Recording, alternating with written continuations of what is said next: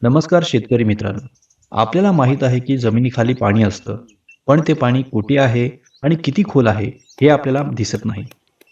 अंदाजाने बोरवेल घेतला तर बऱ्याच वेळा बोरवेल फसतो, पैसा खर्च होतो आणि पाणी मिळत नाही.